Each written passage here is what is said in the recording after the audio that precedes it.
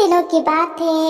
एक घर में पिंकी नाम की लड़की अपनी मम्मी पापा के साथ रहा करती थी। पिंकी बेटा, हम इस साल की छुट्टियां गुजारने के लिए दादी के पास गांव में जाएंगे। लेकिन पापा, मुझे तो बहुत सारा होमवर्क करना है। हाँ, तुम अपना बैग अपने साथ में गांव में लेके चलना। वहां पर ही अपनी पढ़ाई पूरी करना। कि ये बात सुनकर खुशी खुशी तैयार हो जाती है और गांव के लिए रवाना हो जाते हैं। गांव में पहुंचकर पिंकी को बहुत अच्छा लगता है और वो मम्मी पापा से अपनी खुशी का इजहार करती है। पापा, गांव में कितना अच्छा लगता है। यहाँ पर तो मैं अपना होमवर्क अच्छे से कर सकूंगी। इस तरह से पिंकी रोज अपने बगीचे में चली जाती है जहाँ पर बड़े बड़े सेब के दरख्त होते हैं। पिंकी को एक बंदरिया दिखती है और बंदरिया पिंकी को सेब देती है। पिंकी ये बात आकर अपने पापा को बताती है। पिंकी और बंदरिया की दोस्ती बहुत गहरी हो जाती है। बंदरिया पिंकी को सेब देती है और बदले में पिंकी बंदरिया के लिए चॉकलेट लाती है। दोनों इस तरह से आपस में बातें करते हैं। दोनों एक दूसरे के साथ खेलते हैं, कूदते हैं और बातें करते हैं। इस तरह से पिंकी की छुट्टियां गुजर रही थी। पिंकी को महसूस ही नहीं हो रहा था कि ये एक बंदरिया है। इस तरह से दिन निकलते गए और पिंकी और बंदरिया की दोस्ती और गहरी हो गई।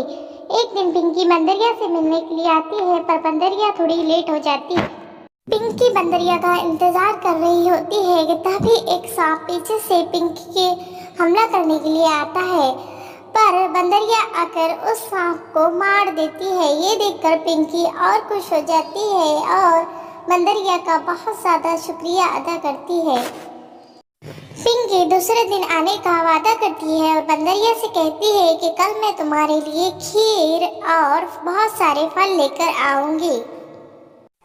दूसरे दिन बंदरिया जल्दी से पिंकी के बागीचे में आ जाती है, लेकिन तभी एक मदारी की नजर बंदरिया पर पड़ जाती है और वो बंदरिया को मारते हुए अपने साथ जबरदस्ती लेकर चला जाता है। बंदरिया बहुत चिल्लाती है, पिंकी को आवाज देती है, पर वहाँ पर कोई नहीं होता। मदारी बंदरिया को लेकर चला जाता है। पिंकी बंदरिया के लिए बहुत सारी खीर और फल लाती है, लेकिन बंदरिया का कहीं पर भी पता नहीं होता।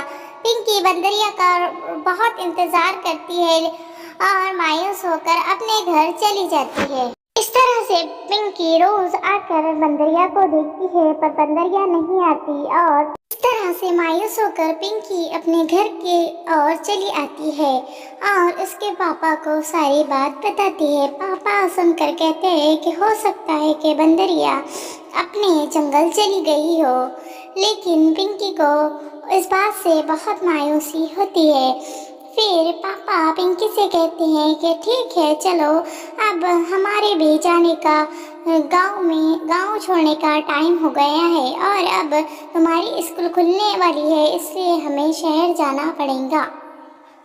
इस तरह से पिंकी अपने शहर अपने पापा के साथ चली आती है और बहुत मायूस रहने लगती है। जब वो ट्रेन में बैठती है तो उसे बंदरिया की बहुत याद सताती है। वो सोचती है, अगर बंदरिया होती तो मैं अपने घर बंदरिया को अपने साथ लेके जाती।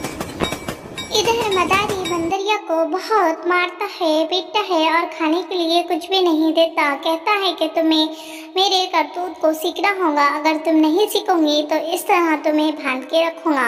लेकिन बंदर राजी नहीं होती, फिर भी वो बंदर को बहुत मारता है। पिंकी अपने घर में पढ़ाई करती है तो तभी उसे एक जोर जोर से शोर आने लगती है। तभी एक बंदर घर में आ जाती है, लेकिन पिंकी उसको पहचान लेती है और कहती है, ये तो मेरी बंदरिया ही है। पिंकी जैसे ही बंदरिया के पास पहुंचती है तो उतने में मदारी बंदरिया को लेने घर में आ जाता है। ये कहता है कि मैं इस गली में करतब सिखाने के लिए आया था और ये बंदरिया कूद कर तुम्हारे घर में आ गई। ये बंदरिया मुझे दे दो।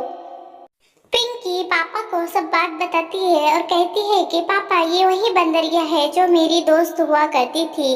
पापा ये सुनकर मदारी से कहते हैं कि तुम बंदरिया को छोड़ दो, कुछ पैसे ले लो।